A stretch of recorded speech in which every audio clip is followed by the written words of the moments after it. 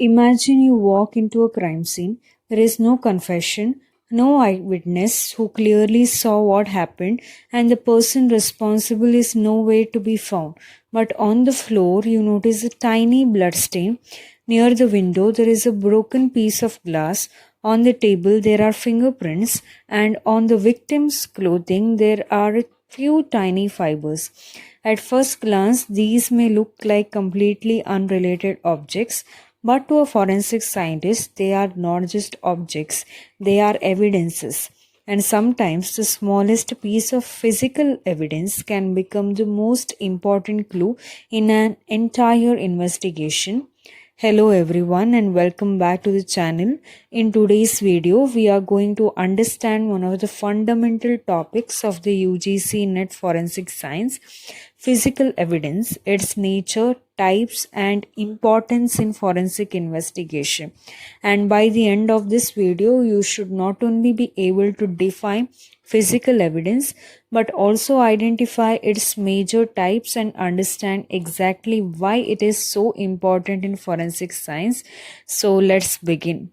Let us start with the most basic questions. What exactly is physical evidence? Physical evidence refers to any material object, substance, or tangible item that can provide information about a crime, an event, the people involved, or the circumstances surrounding that event. In simple words, if something has a physical existence and can potentially provide information about what happened, it may become physical evidence.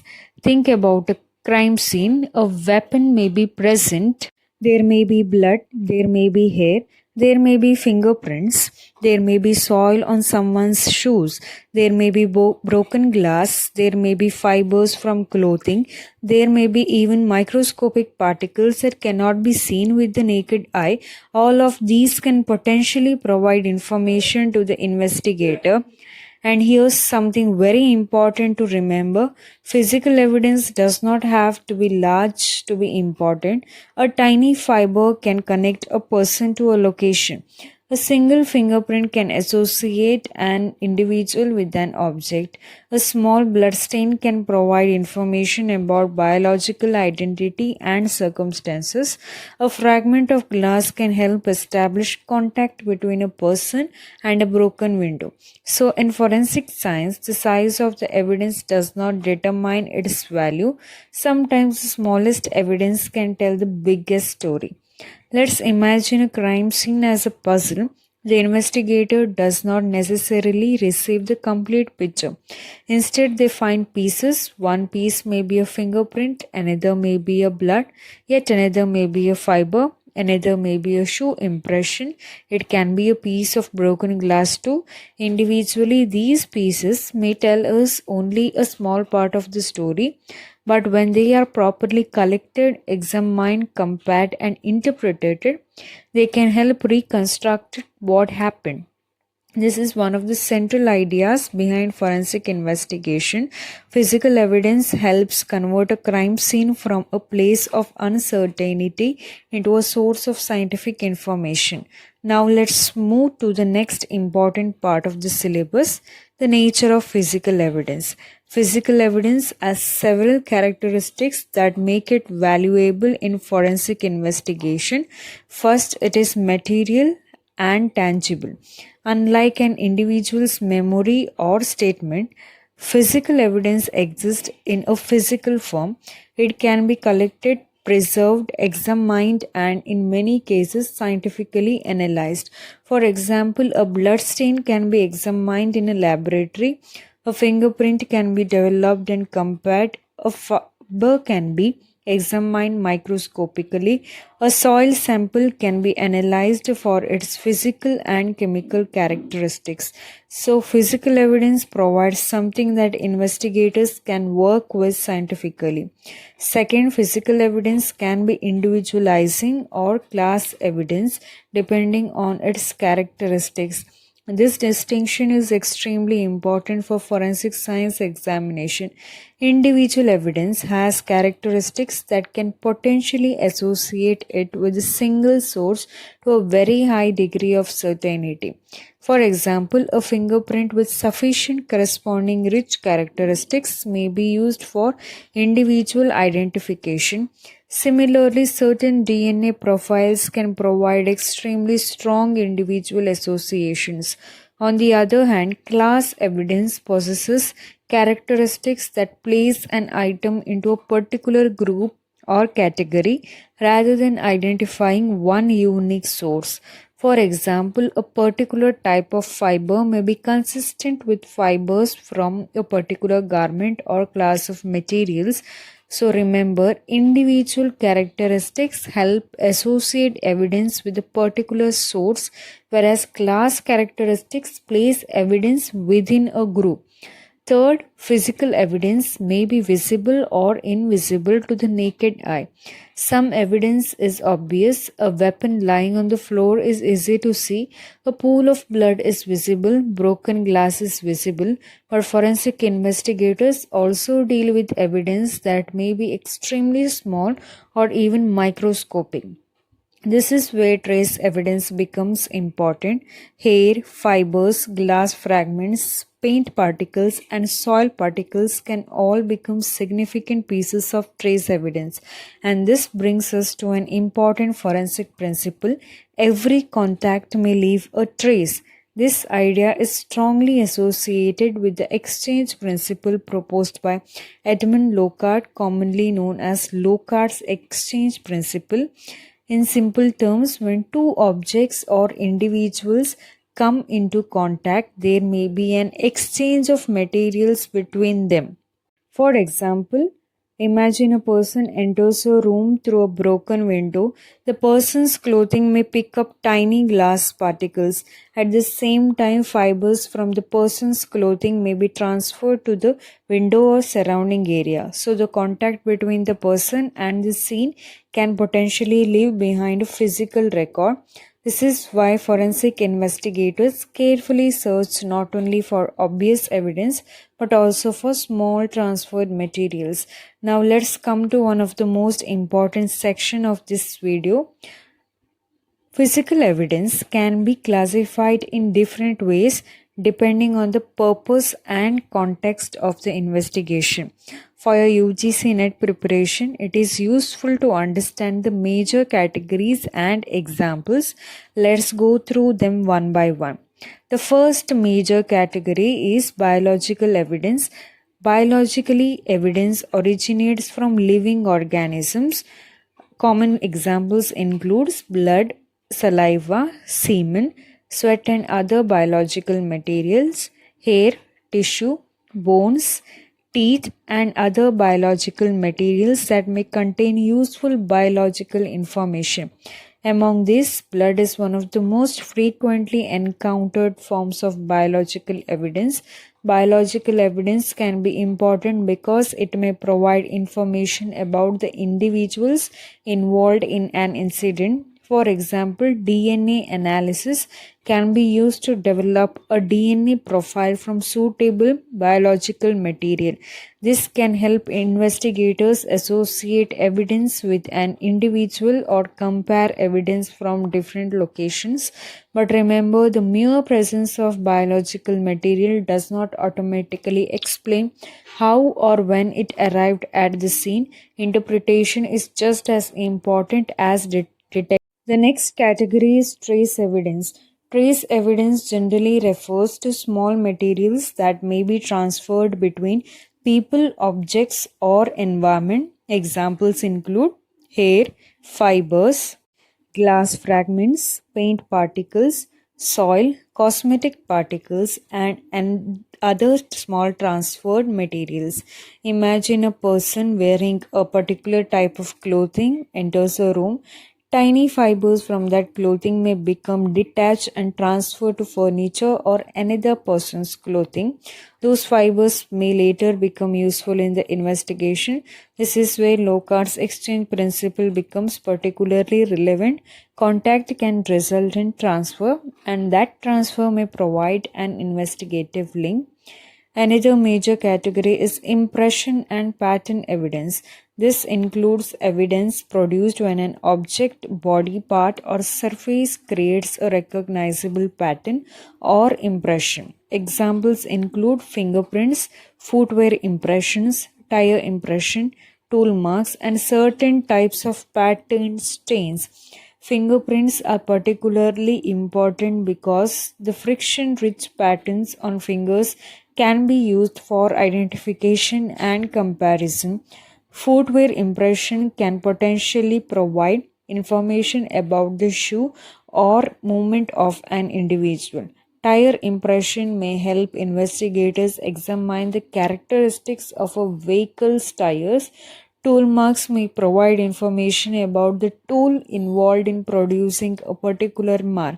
So these patterns can act like a kind of physical signature left behind at a scene.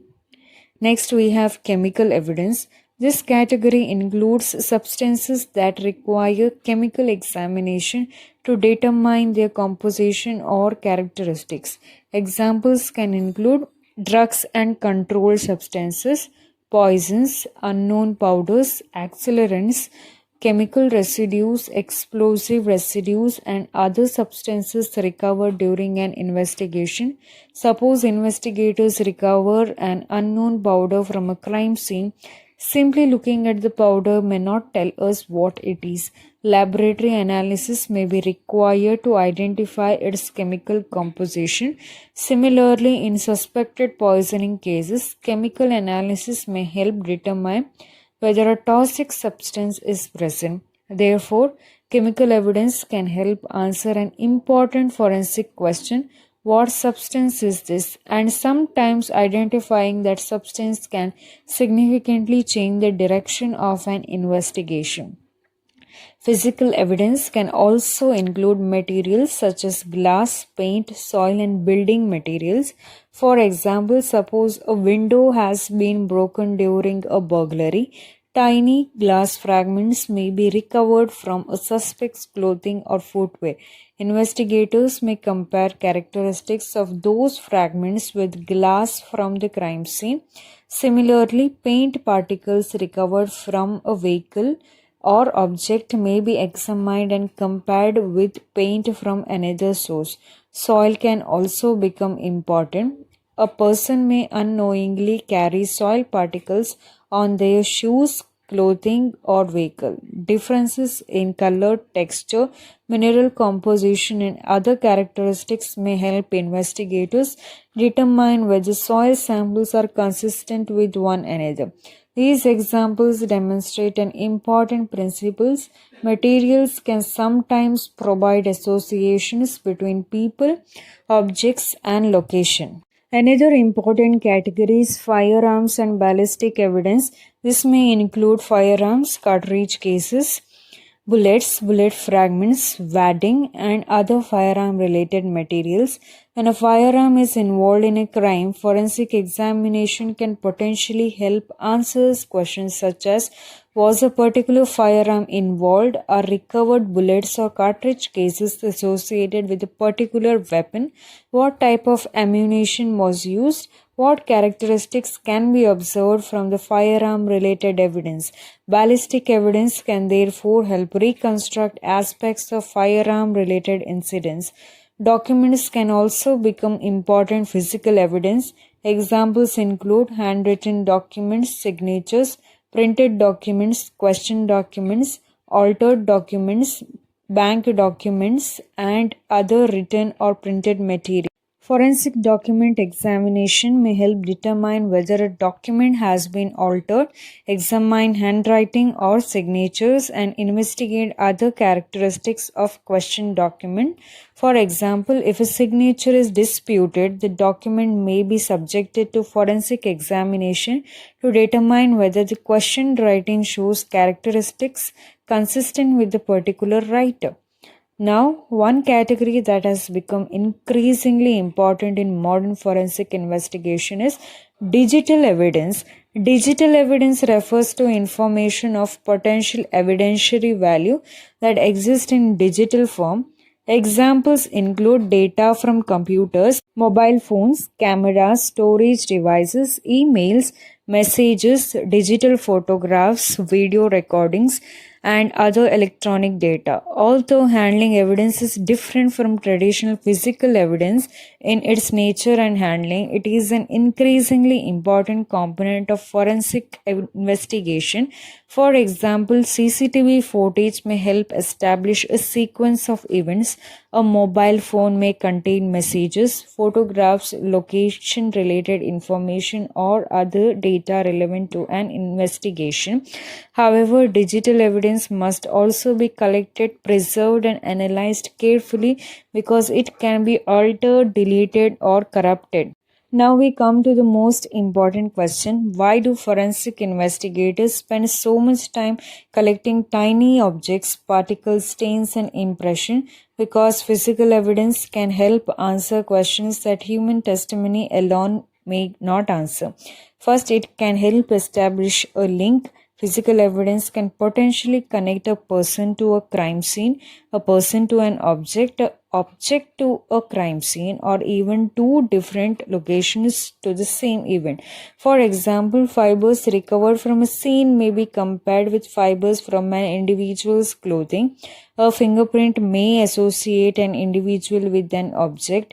A DNA profile may help establish an association between biological evidence and an individual. These associations can become important investigative leads.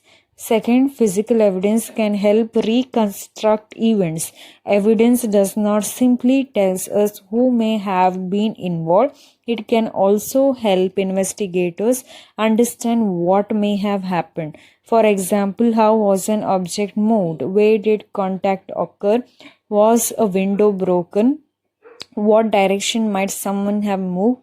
Was a particular object used? What sequence of events is consistent with the evidence?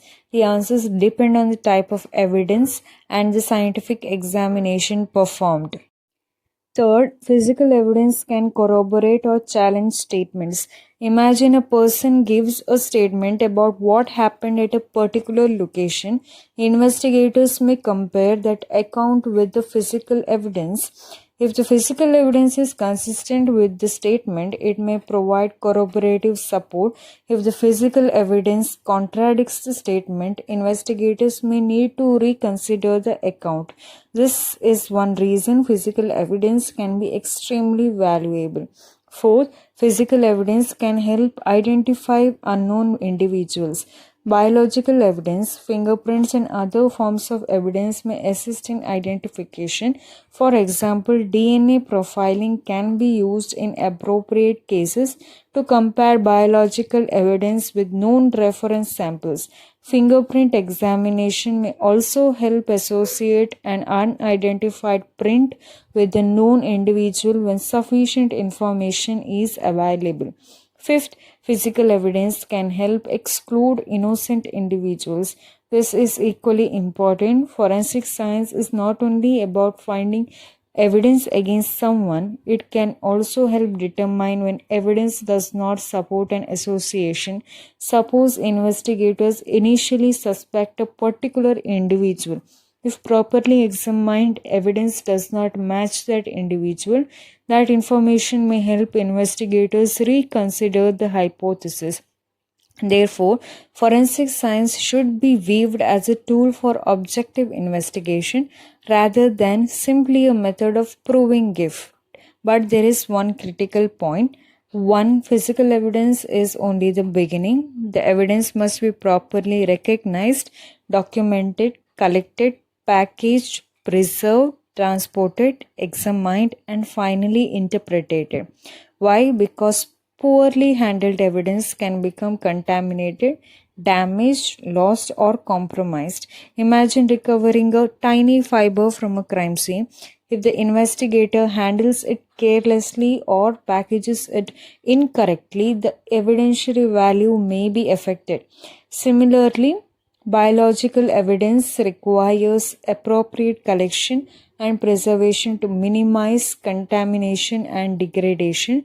This is why forensic investigation is not simply about finding evidence, it is about maintaining the integrity of evidence throughout the investigative process. And that leads us to another important concept that you will encounter repeatedly in forensic science, that is chain of custody. The chain of custody provides documentation of the handling and movement of evidence from the time it is collected and until it reaches the laboratory, court, or other authorized destination. So remember, good forensic science begins at the crime scene, not just in the laboratory. Before we finish, let us quickly revise the entire topic. What is physical evidence? It is a material or tangible object or substance that can provide information relevant to an investigation. What are some major types of physical evidence? Biological evidence, trace evidence, impression and pattern evidence, chemical evidence, glass and paint, firearms and ballistic evidence, documentary evidence, and digital evidence are important categories to understand. What is trace evidence? Small materials that may be transferred through contact, such as hair, fibers, glass, paint, and soil, which principle explains the transfer of materials through contact. Locard's exchange principle. Remember the basic idea: when two entities come into contact, an exchange of materials may occur. And finally, why is physical evidence important? Because it can help establish associations, reconstruct events, corroborate or challenge statements, assist in identification, and potentially exclude individuals from an investigation. So the next time you see a tiny fiber, a fingerprint, a blood stain, a fragment of glass, or even a small soil particle at a crime scene, don't think of it as just a small object. Think of it as a potential piece of information, because forensic science in many ways the science of finding meaning in things that people often overlook. A crime scene may be silent, but the physical evidence left behind can tell a story. The job of the forensic scientist is to examine that story scientifically, carefully, and objectively, and that is the foundation of understanding physical evidence. If you are preparing for UGC and forensic science, make sure you revise the classification, examples, Locard's exchange principle, individual versus class characteristics, and the importance of proper evidence handling. If you found this lesson useful, like the video, subscribe to the channel, and stay connected for the next topic in UGC and Forensic Science Unit 1. Until then, keep learning, keep questioning, and remember, science meets crimes.